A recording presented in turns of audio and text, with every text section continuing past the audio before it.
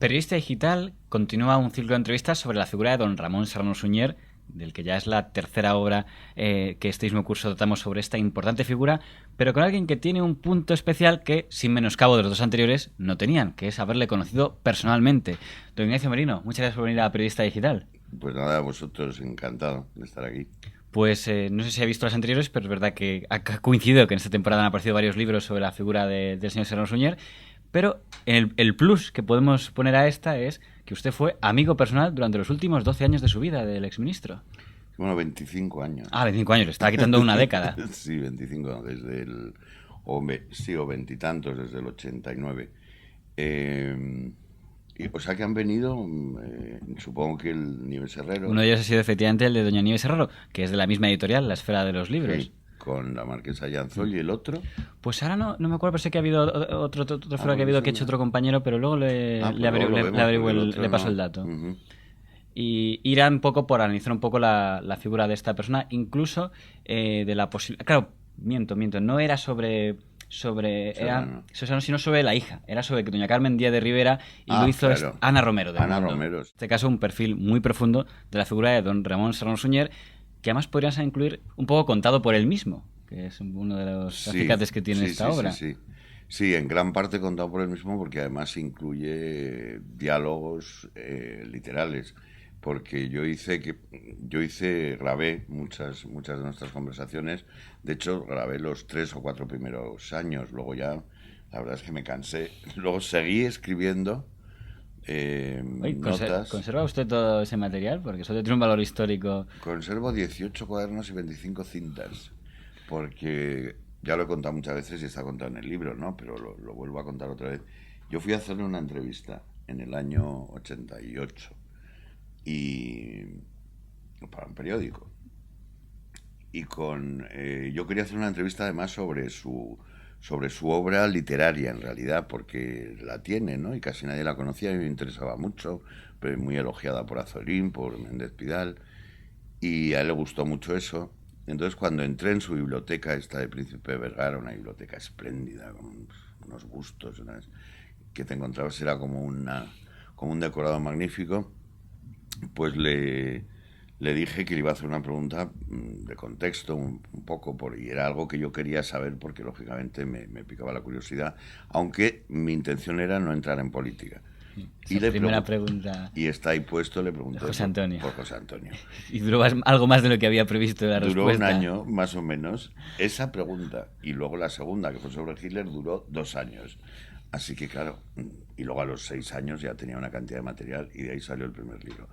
Que es un nuevo acercamiento y sobre todo con la perspectiva de esos 20 y tantos años, tiene varias novedades. Una que incluso la forma, porque ya es una biografía, sigue siendo novelada, pero también crónica, o sea que tiene crónica periodística, tiene análisis político, tiene estudio histórico.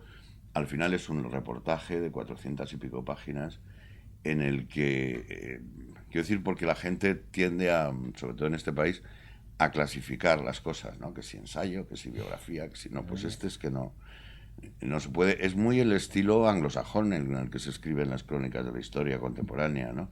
En el que hay de todo, desde el análisis a tal, con la particularidad, y aquí parece que estoy, claro, vendiendo mi libro, que es algo que no suelo hacer, pero que me perdonen los espectadores, tiene el plus de que estoy hablando con él, de que aparecen los diálogos. Saben sus respuestas muchas veces. Claro, de que no estoy transcribiendo algo, sino que son sus respuestas literales en nuestras conversaciones que van al hilo del argumento de la historia. Y entonces él dice cosas que en el otro libro que yo hice pues no aparecen porque no cabían ni me daba tiempo. O sea, yo allí hice su vida novelada y bastante, porque si meto todo esto pues al final iba a ser una obra interminable, claro. Por comentar algo en tono desenfadado, creo que ayer, por el día anterior en el que se está grabando esta entrevista, fue la presentación del libro. Sí. ¿Puedo preguntarle a quiénes le presentaron? Porque me hace gracia el comentario que hace el señor Serrano Suñer sobre que ahora en las presentaciones de libros hay que tener cuidado con que no se alargue mucho lo que presentan antes, ¿no? Porque le habían invitado a una en la que presentaban el señor Cierva y el señor Areiza y digo, uff.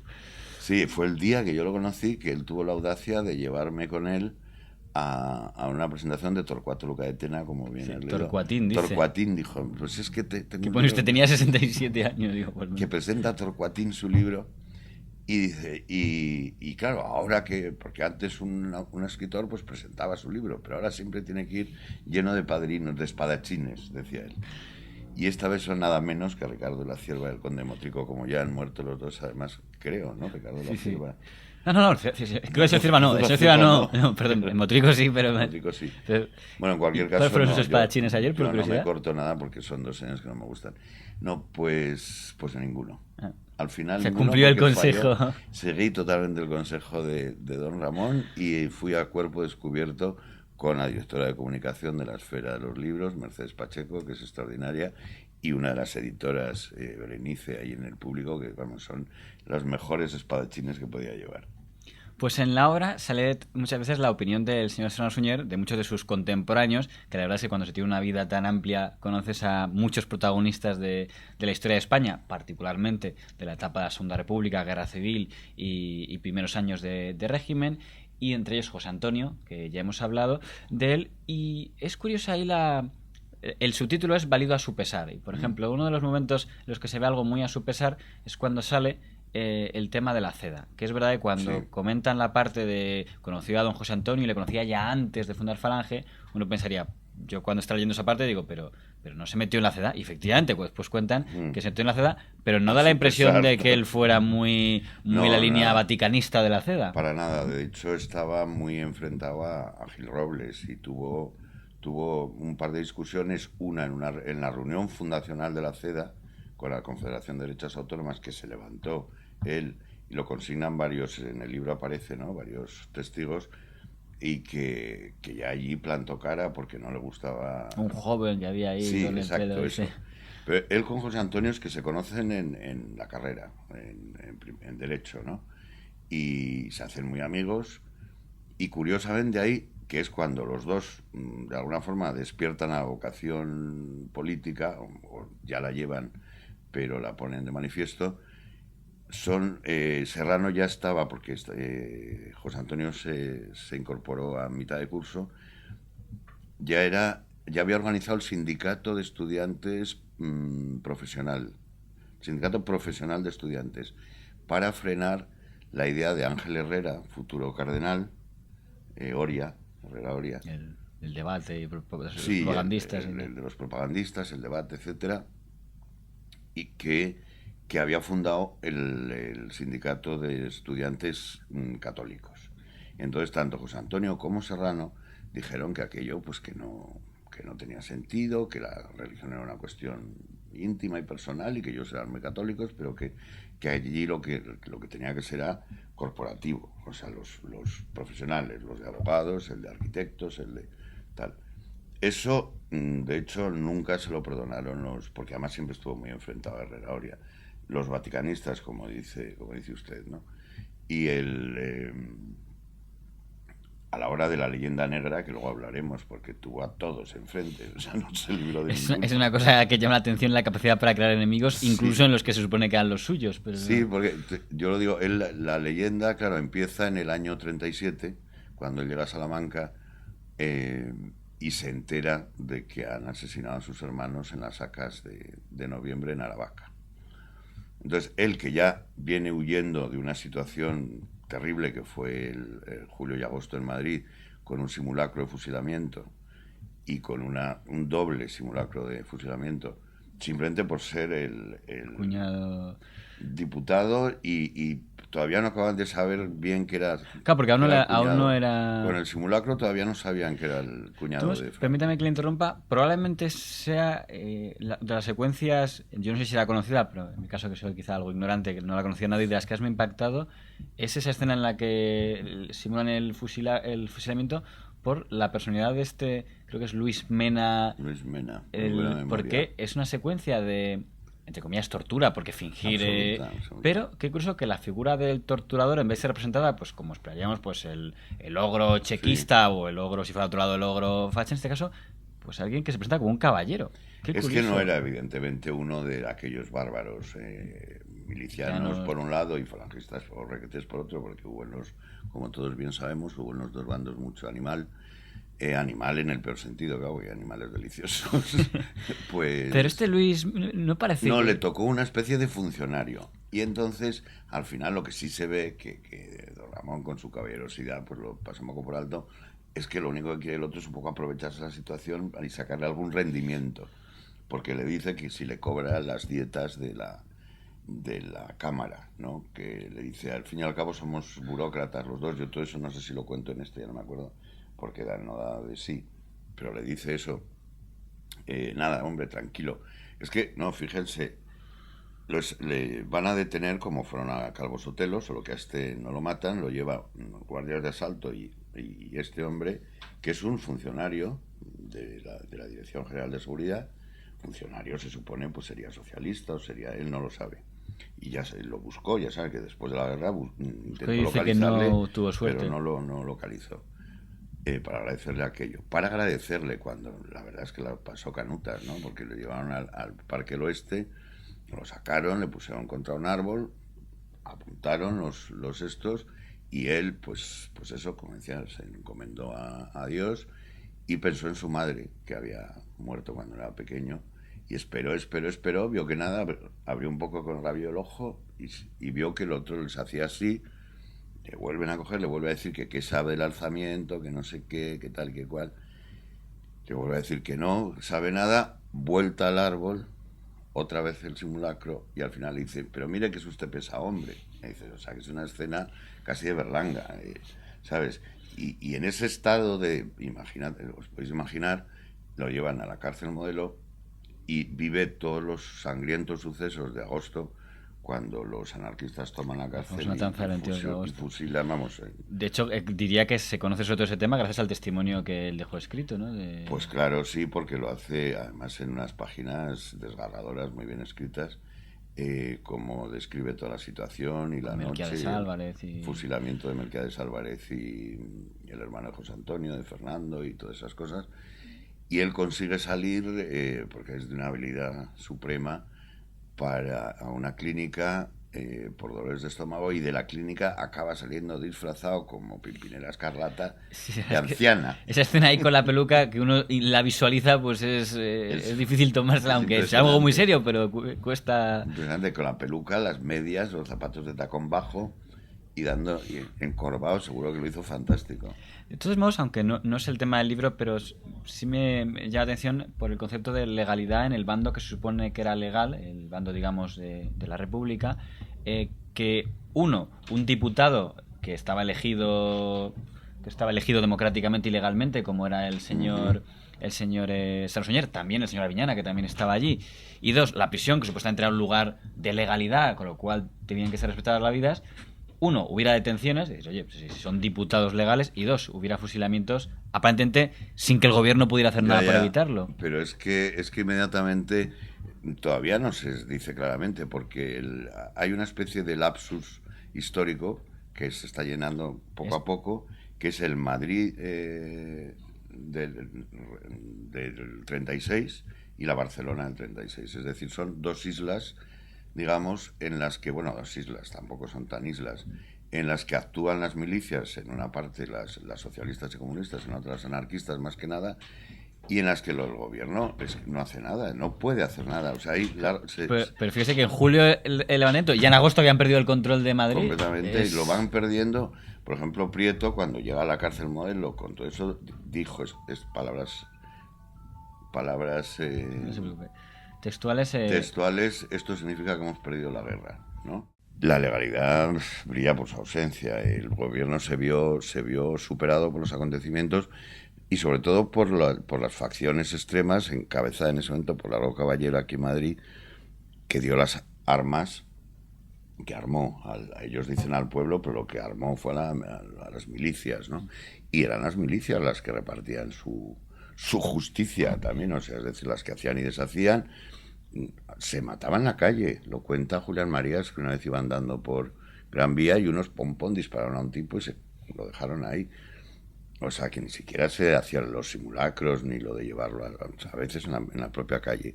Y en Barcelona igual, a manos de los anarquistas, ¿no?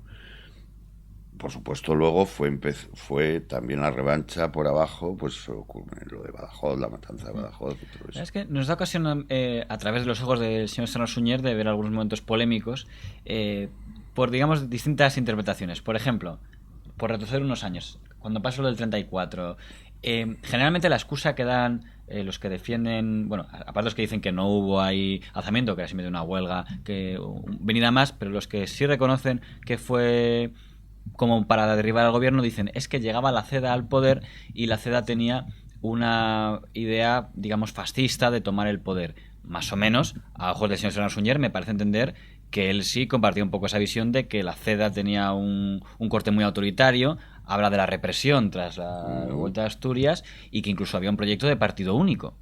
Sí, sí, sí, no, en parte lo había. Desde luego, el 34 lo quiere admitir quien lo quiere admitir, es una huelga revolucionaria con la intención marxista-leninista de toda la regla y de derribar al gobierno y tomar el poder, está clarísimo. Y además en las consignas y todo, lo que pasa es que no le salió. Y como muchas de estas levantamientos de la izquierda marxista-leninista, pues son muy ingenuos, creen que tienen al dios de las masas por su lado y creen que van a derribar al gobierno y no pudieron, ¿no? Efectivamente, el ministro de la guerra entonces es Gil Robles. Gil Robles y Franco es el jefe de Estado Mayor, ¿no? Me parece que es en ese momento, no sé, es un... Sí, el que manda en Asturias, ¿no? Sí, el que le pide Gil Robles opinión para ver qué hacen, porque además Gil Robles siempre se apoyaba en su política, la táctica nunca acaba de dar la cara en muchas cosas, que son las cosas que a Serrano le revienta. Pero claro, es que Gil Robles ya había abrazado el totalitarismo, ya se había puesto el uniforme gris, ya tenía lo de jefe, jefe, jefe. O sea que ya estaba muy claro que él quería ir hacia allí, que la forma del Estado le daba lo mismo. Eh, Entre comillas se puede decir que entonces estaba relativamente justificado el lanzamiento de la izquierda, aunque sea pensando No, en que no, no. claro, sí. Lo que pasa es que ellos creían que iban a tener mucho más apoyo, visto esto, pero no lo tuvieron, ¿no? Eh, la brecha empieza en el propio año 31, que es una de las cosas que analiza el libro, como habrás visto, porque ya al mismo Serrano se le había hasta olvidado de dónde venía su rechazo a la República. Yo quise... Él pone que al comienzo tenía hasta cierta simpatía con No, no, Alcalá Zamora. claro, pues por eso yo quería indagar en su momento, porque yo esto fueron durante los años 90, son cintas que yo he rescatado y que el contenido no salía en el libro anterior. Y entonces yo iba indagando y pinchándole y abriendo el camino de la memoria, porque todo el rechazo a la República, en el caso de Serrano Suñer, se veía a posteriori, de tal forma que, como se le considera siempre, sobre todo a partir de su entrada en el 37, en el alzamiento, no se considera, porque tiene mucho menos relieve, su etapa anterior, ¿no? Y... A pesar de que llegar a diputado no es cualquier cosa, o sea, que no era un político del montón si ya... Sí, no, pero ni siquiera salió en el 31, pero por ejemplo, cómo era en la dictadura de Primo y qué pasó en los años decisivos del 29 y el 30, ¿no? Que eso sale en el libro, que en los otros no salía, y cómo él realmente en la dictadura de Primo acabó muy decepcionado con la monarquía, como casi todos. Es una época en la que se empapa de Ortega y Gasset, igual que José Antonio. Hay famoso de Lenda es monarchía. El famoso, lo mismo que José Antonio y Dionisio Ridruejo, por cierto, que es una cosa que les une mucho a ellos, ¿no? Ese Ortega regeneracionista, vitalista, y cuando Ortega se carga, porque es el quien se carga con el artículo famoso, el régimen por fin agonizante de la dicta blanda de Berenguer, pues Serrano apoya, llegó a admitirlo conmigo y por eso y está grabado con sus palabras, se acuerda, dice, claro, sí, yo apoyé incluso el proyecto de la Asociación para la Defensa de la República, que luego tanto se combatió, ¿no? ¿Por qué? Pues porque era un proyecto liberal de una idea de república pues democrática, no las dictaduras después tanto de izquierdas como de derechas, y eso es lo que él apoyó, porque él en definitiva era pues un liberal conservador, democristiano, digamos. Hubiera estado muy bien pues como con Giulio Andreotti o con Winston Churchill, ¿sabes? pero le pilló lo que le pilló. Una época convulsa de la historia de España, y encima eres el cuñado de Franco y el íntimo de José Antonio, ¿no? Para más remate. O sea que tenía poca salida el hombre. Yo que era hasta uno de los dos albaceas, ¿no? Junto con Fernández Cuesta. Sí, sí, sí. Lo que si alguno le oyera la comparación que ha hecho con el señor Churchill o con la democracia cristiana italiana, diría, hombre, pero sí, luego es claro, porque ahí se explica un poco la evolución, porque acaba siendo el arquitecto, en cierto modo, del régimen. Claro, pero ¿por qué es el arquitecto del régimen? Eso hay que preguntarlo, ¿no? Entonces, hay dos cuestiones, una objetiva y otra subjetiva. La objetiva es que llega en el 37 a Salamanca porque él no se quiere quedar en Biarritz a ver cómo estaba Gil Robles, que le detesta, le dan ganas de vomitar, como decía cuando lo veía, allí fumándose puros y tomándose baños de mar, decía muy escandalizado. Mientras que él entró y dijo, yo, pase lo que pase, yo quiero estar en mi país y hacer lo que pueda, ¿no? Y claro, va al cuartel general. Esa es la objetiva, ¿no? Que él se une a hacer lo que pueda en esa situación de guerra civil. Y la subjetiva es que como se entera de que sus hermanos del alma han sido asesinados, entonces ahí es donde ya despersonalizado, traumatizado, se entrega en cuerpo y alma a la causa. Como le pasó a Lenin cuando mataron a su hermano, ¿no? Cuando pasó a la acción. O sea, que eso le impulsa a luchar por ello. Y de tal forma, además, que estuvo 6 meses así, le costó mucho superarlo, porque sus hermanos habían significado muchísimo en su vida. Y es el momento en el que empieza a colaborar con Franco, y entonces Franco ve en él, claro, la persona adecuada, la persona ideal, porque es el jurista, el civil, el hombre que le va a ayudar, y él está a su lado haciendo del régimen campamental un Estado nacional, como decía él, sin hablar, pálido, tal. Entonces la imagen de Siniestro debía ser brutal, ¿no? La eminencia gris a la sombra del caudillo, el único en el que el caudillo confía. El único que podía discrepar. Exacto, sobre todo en privado, el que firmaba todos los decretos y el que hizo el primer gobierno en Burgos en el 38. Uno de los episodios que más se pudo quizá iniciar rencillas entre algunas familias es el decreto de unificación del año 37, del que se atribuye su creación o su impulso al señor Serrano Suñer. Es verdad que había leído en algún momento al señor Jiménez Caballero que eso atribuye a él. Aquí he visto que más bien es el discurso lo que escribió Jiménez Caballero, el discurso de Franco de Balcón, y eso puede ser, diga, el que lo escribe de su puño y letra. Además, yo he visto el borrador, y correcciones, además, sobre el borrador. Es Serrano, y con correcciones de Franco también. Hay los únicos que meten mano al decreto son Franco y Serrano. Jiménez Caballero, como todo el corifeo general, pues eso, hizo el discurso, efectivamente. Se unía en un mismo matrimonio, luego se unió un poco a todos, pero en ese momento sobre todo eran los carlistas, ¿no? Y los falangistas, que no eran exactamente lo mismo. Sí, Franco ya lo estaba pensando, o sea, tampoco hay que atribuírselo solo a Serrano, Franco ya lo había pensado, pero digamos que no se atrevía a hacerlo porque podía ser un monstruo que le devorara a sí mismo, ¿no? Si él mismo... pero estaba muy preocupado sobre todo por el tema bélico. Y ahí es donde Serrano, digamos, empieza su compromiso con la causa, con el bando franquista. Y es hacer que esas milicias que están actuando de forma autónoma en la guerra, pues converjan, en vez de ir, pues, de Requeté por aquí, Falange por aquí y el ejército por aquí, pues todos dentro del ejército y, por supuesto, bajo los mandos militares, que eso le preocupaba mucho a Franco, y al mismo tiempo crear un partido único, que fue, claro, una pirueta, porque del tradicionalismo de Dios, o sea, de patria, bueno, de rey, de la monarquía carlista, al republicanismo y la revolución falangista, pues había un abismo brutal. Pero bueno, se consiguió, pues por la voluntad de Franco y por la habilidad de Serrano.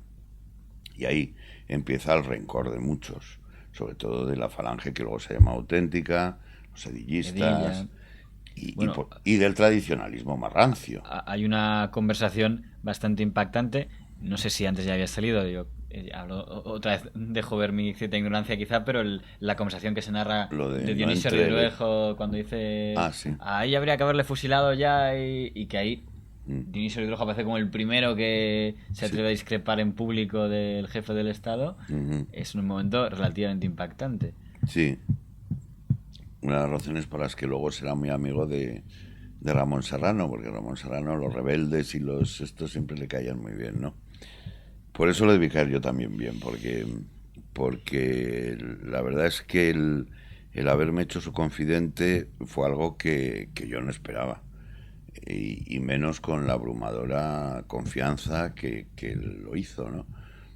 Yo me quedé encantado desde el primer momento porque, claro, muy pocas veces tienes a un personaje de esa talla enfrente de ti contándote, hablando de su pariente, como decía el de Franco, de Hitler o de tal. Sí. Lo curioso, ya entramos en ese tema, es que para ser un hombre que vivió tanto, su estrella política se apagó muy pronto, aunque fue muy...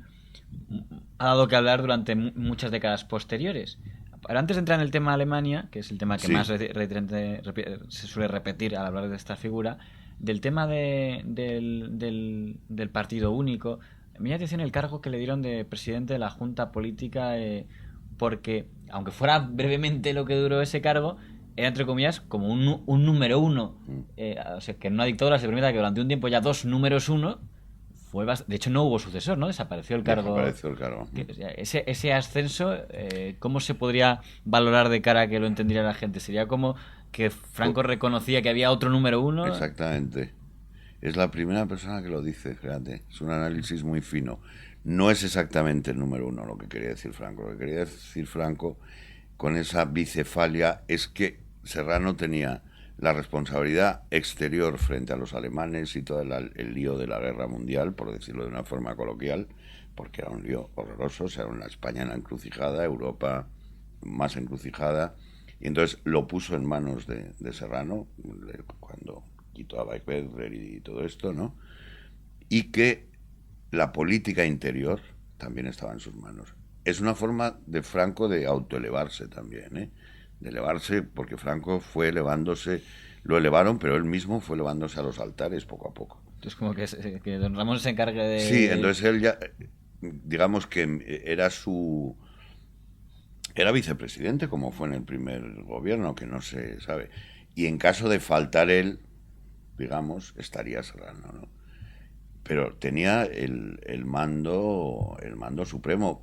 Por eso en el 42, cuando llega la gran división entre ellos, es a raíz de la intervención en el Consejo del Movimiento Nacional, cuando aparece Franco, bueno, y hace un discurso tremendo, brutal contra los aliados, contra las potencias democráticas, que se levanta el embajador norteamericano, que se levanta el embajador inglés, se van, y Serrano está que echa humo, haciendo gestos de desagrado y tal, aplaude todos los procuradores, como aplaudían siempre a Franco, enfervorizados, menos Serrano, ¿no?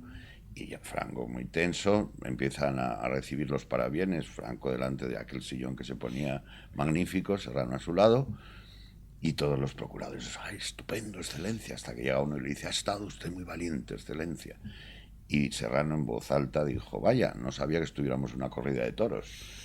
Y entonces Franco inmediatamente dijo, ven conmigo. Se fueron a su despacho.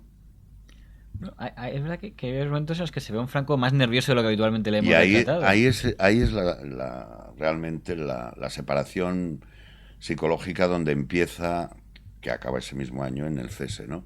Pero Franco, muy enfadado, va al despacho de Serrano, al despacho del presidente, se sienta en la silla del presidente, que eso lo dice bien Serrano. Serrano se pone en la silla del visitante, aunque fuera su despacho. aunque fuera su despacho, para ver. Además, Franco en estas cosas era intratable en la cuestión de autoridad, de que la palabra era él, porque Franco estaba convencido de que estaba elegido por Dios. Caudillo de España por la gracia de Dios, Sí, como decían sí, las monedas. pero convencido, porque a lo mejor había otros monarcas, bueno, Fernando VII también estaba convencido, ¿no? Y luego, Carrero Blanco, cuando llega, que encima lo llevó Serrano, cosa que él siempre lamentaba, porque Franco le dijo, bueno, a ver si me encuentras un marino para la presidencia y tal. Le mandó dos, y uno de ellos era Carrero Blanco. Y Carrero es el que cree verdaderamente también, porque los demás, bueno, pues Franco era el caudillo, sobre todo en lo que se llama el primer franquismo con Arrese y tal, porque entre sus propios compañeros generales no tenían esa concepción ese concepto divínica. de sí, de caudillaje que se había montado Franco, ¿no? Con la treta esa del decreto de su hermano, Bueno, todas esas es cosas. verdad que otra rivalidad, que igual que a lo mejor las rivalidades de San Suñer con otros habían sido más cuentas en las interesantes aquí, la que había sido menos contada es esa rivalidad inicial con don Nicolás Franco. Que... Así no absoluta cuando llegó a Salamanca, además por dos motivos, tanto él se dio cuenta Francisco Franco lo sabía muy bien, que su hermano Nicolás siempre había sido un marrullero y que estaba ahí, viendo que cómo estaba ahí ganar haciendo cosas. negocietes. Lo sabía, vamos, negociazos, porque estaban llevando todo el tema de armamento también, ¿no?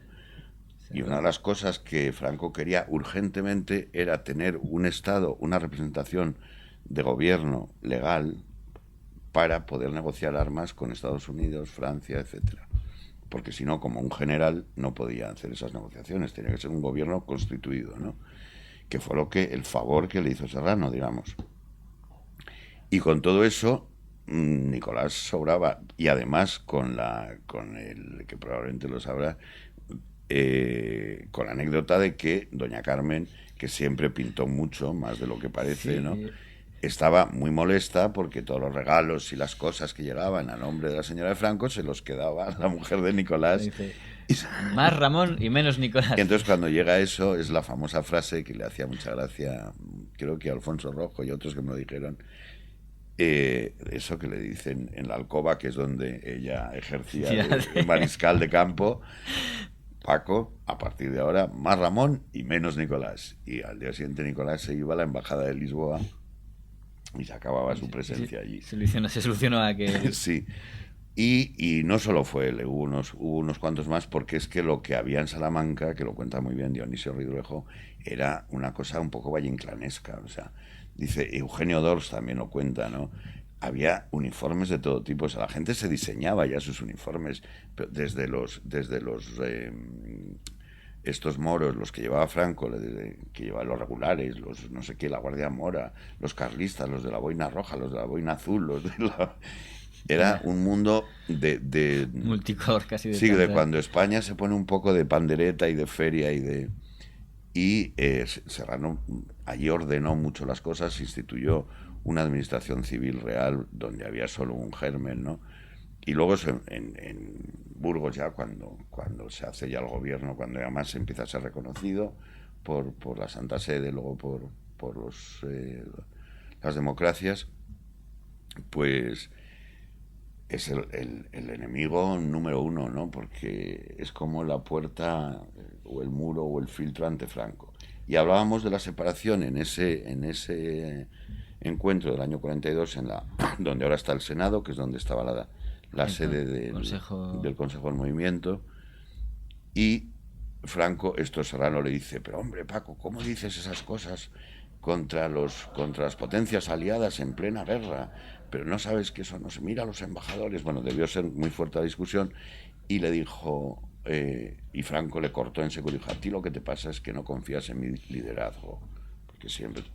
Y Serrano le contesta otra frase histórica también, que es: a ver cuando te entra en la cabeza que esta me lo ha dicho muchas veces, me lo dijo, que la lealtad tiene que ser crítica, porque si no, no es lealtad. Ahí quedó la cosa. Franco con eso no se lo quitó todavía de encima, ni estaba todavía... Hombre, le fastidiaba que el pesado de Ramón siempre estuviera ahí metiendo el dedo en la llaga, ¿no? Sobre él, criticándole, porque decía: yo es que tenía que hacer de Pepito Grillo, o sea, es como lo del legionario ese que iba al lado del César diciéndole que... Recuerda que eres mortal. Recuerda que eres mortal, porque dice, era tal la adulación. Por ejemplo, la entrada en las salesas, que Serrano se escandalizó, la famosa entrada bajo palio, que es la primera. Como si fuera casi lo que no podía ni el Papa, ¿no? Entrar... Sí, o sea, como si fuera el Santísimo, ¿no? Y el Serrano decía: pero ¿esto qué es? ¿Pero cómo no protesta nadie? Pero cómo... La propia iglesia. Él empezaba diciendo: ¿cómo mi cuñado, ya hablando en términos familiares, puede soportar una cosa así siendo católico, porque esto es un sacrilegio, decía. Sí, es curioso que la propia, precisamente por sus Sí, convicciones católicas, tendría que haberle pues no, chirriado. porque ahí estaba Monseñor de Play Daniel, que debía ser más, ese sí que era más facha que nadie, con el brazo en alto, que están las fotos, ¿no? Y con otro cura lleno de condecoraciones también de la guerra. O sea, y que solo veían la parte pues del dux victorioso que había devuelto a la iglesia su estatus. Oye, una curiosidad, el arte este que tuvo, en el sentido de arte en cuanto a permanencia en el poder, ¿no? Que consiguió el general Franco a base de ir a los distintos sectores de la derecha política, que fue lo que constituía el movimiento nacional, eran distintas familias de la derecha, intentando convencer a unas y a otras, ¿no? Cuando decían los más conservadores, digamos, liberales, de que ha dicho Girón que quiere nacionalizar la banca, no, que lo quiere Eso ser es banca buenísimo. nacional. Eso es buenísimo. Eso estaba ya en el plan de Serrano Suñer cuando organiza ese gobierno y consigue que haya un poco de varias familias, que si Sainz Rodríguez por los monárquicos, que si no sé Ya. quién. O eso era más cosa del cuñado, por así decirlo. Pues también es una excelente pregunta porque se analiza poco eso. Es una confluencia de intereses, digamos. Serrano desde el principio, él no es antiparlamentario, porque mira que lo fueron muchos, ¿no? El propio Primo de Rivera, claro, Largo Caballero, Franco, pues no eran favorables a los parlamentos, les parecía que era un desastre de la partitocracia, de la burguesía y todo eso. Serrano no, Serrano le gusta el Parlamento crítico, ¿no? Siempre que no haya los desmanes que hubo en un momento. Digo esto porque él también cree en los gobiernos de coalición. De hecho, la carta del año 45 que le manda Franco le pide un gobierno de coalición nacional menos comunistas porque habían matado a muchos de los suyos, ¿no? En el año 45 es la famosa carta en la que le sugiere un gobierno de coalición. Le pide un gobierno de coalición y revela que Serrano está a favor de esa idea, ¿no? Y lo que hace desde el principio, ya en el gobierno de Burgos, es precisamente tener representación de todas las familias del bando, de lo que será el régimen, como fórmula de convivencia política, digamos. Y entonces Franco lo imita, pero a la inversa. Lo que hace es enfrentar a todos esos grupos, que será el famoso, que lo dice muy bien este catedrático de Illinois, hispanista, se me dan los nombres. Gabriel... No, Jackson otro, uno muy famoso que viene por aquí Thomas, mucho más. Tampoco. Bueno, luego caeremos. El norteamericano de Illinois, que ha estudiado mucho a José Antonio y a la Falange también. Y que era bastante buen amigo de don Ramón, por cierto. Yo lo conocí allí en la biblioteca de don Ramón. Pues... sí, es que creo que lo menciona, sí, que no me sale el nombre. Sí, seguro. Cuando sí. comenta Pues Franco, que es un tío muy listo, porque Franco tiene una dualidad, o sea, es muy vivo, digamos, muy hasta pícaro, ¿no? No pícaro, no es la palabra, porque no era pícaro, era más bien inocentón. No, es vivo, es una persona que se da cuenta bien de las cosas y callando las hace. Y claro, si tienes el poder absoluto, pues es bastante fácil hacerlo, ¿no? Dentro de todo. No le resto méritos a su habilidad política, que consistía fundamentalmente en no dar a nadie lo que quiere, pero hacerle ver que se lo dará en algún momento. Y liar a unos con otros, contra otros, en las... que eso le fue de maravilla. Las peleas quedaban como en un plano este ministro, pero nunca le alcanzaban. Funcionó siempre bien porque no le alcanzaban a él y entre ellos se neutralizaban, ¿no? Y eso le duró hasta el final. Hablaba antes un poco de lo que es la imagen, ¿cómo llamarlo? El San Benito que ha quedado en la historia de Serrano Suñer. A mí hasta en el colegio me dijeron que Serrano Suñer era el que quería entrar en la Segunda Guerra Mundial, el pronazi, el germanófilo.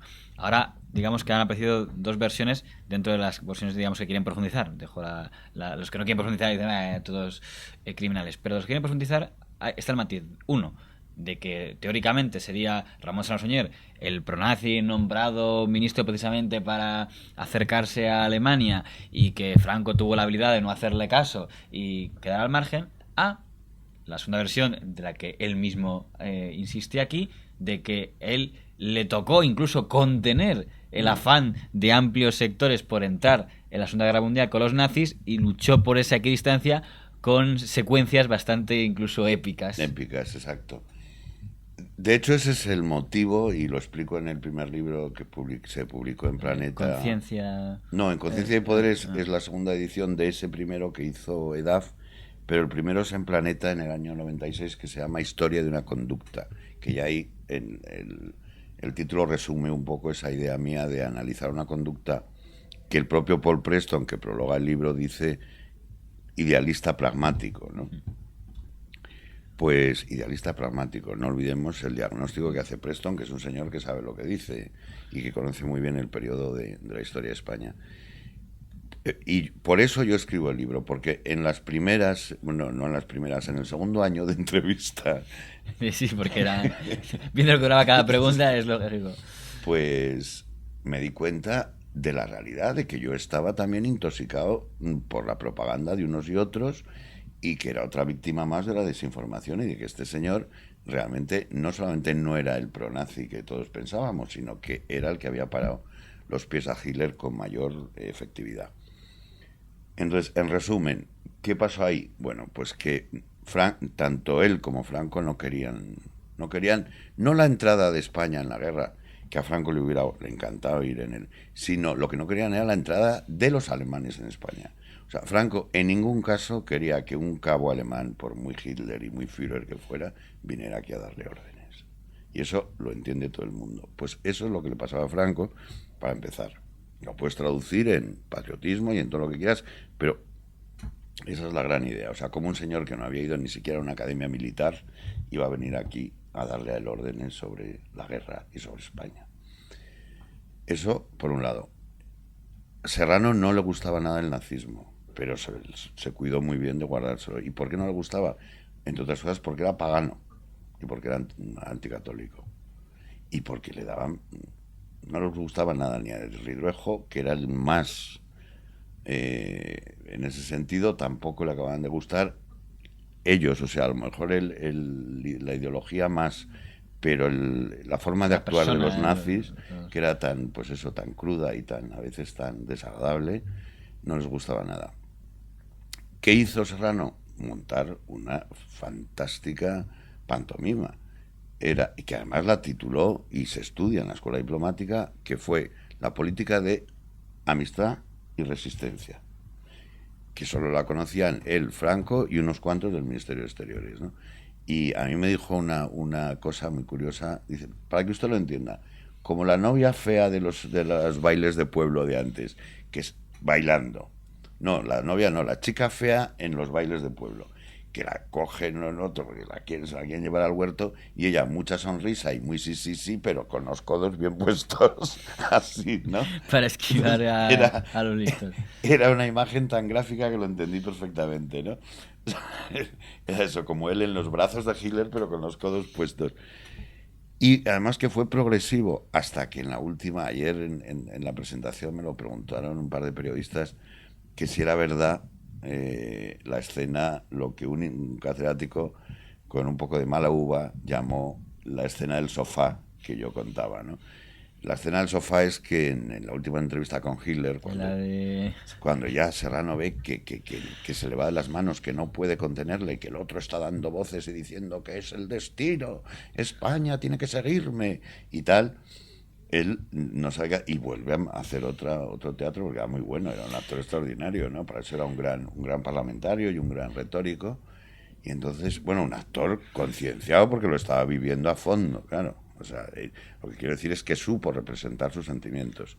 Se sienta al borde y digo que es verdad porque es que Tobar da fe de que ocurrió. No solo que lo contara Serrano, sino que Tobar, el Barón de las Torres no, porque no dijo nada, pero Tobar dice que hay que ver, que luego lo dice, hay que ver, ministro, qué expresión y qué cara se te puso, ¿no? Que consiguió que hasta el mayor tirano de todos los No, tiempos entonces, durante un momento sintiera. claro, él lo cuenta así, que se puso así, además un hombre que era tan elegante y tal, como derrumbado, y dijo, mi Führer, mirándole como desde abajo, mi Führer. En lo poco que pues, sabía decir de alemán, claro, mein Führer, mein Führer. Mientras iba el otro, el Tobar, traduciendo con la misma expresión patética. Yo lo veo un poco como eso, un poco calderoniano, ¿no? No puede, mi país no puede, está arruinado. ahora no podemos, deje que resucitemos, no sé qué. Y cuando dice las últimas frases, que no, él mismo ni se acordaba de las frases, un lagrimón, ¡pum!, le cae del ojo. Y entonces dice que el propio Hitler siguió la lágrima, ¿no? Y se quedó así, y lo contaba él muchísimo, y dice, por primera vez vi a un Hitler medio humano, que se derrumbó también, Hitler en la butaca, así con los brazos caídos a los lados, y dijo, bueno, querido ministro, esperaremos. Y luego llegó lo de Rusia y se acabó la... Pero hasta ahí llegó su pantomima, digamos, ¿eh? Pues es solo uno de los muchos pasajes de la vida de don Ramón Serrano Suñer que recoge esta obra del señor Merino, de quien fue válido a su pesar, pero que al terminar dice que vivió libremente por sus elecciones.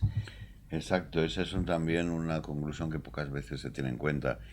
Decías que la estrella de Serrano duró poco porque efectivamente fueron 5 años, pero fíjate, se ha durado que todavía estamos hablando de él.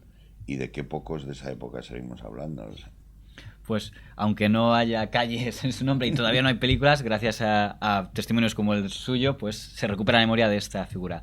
De parte de los internautas de Periodista Digital, le agradecemos que haya estado hoy con nosotros, señor Merino. a vosotros, muchísimas gracias.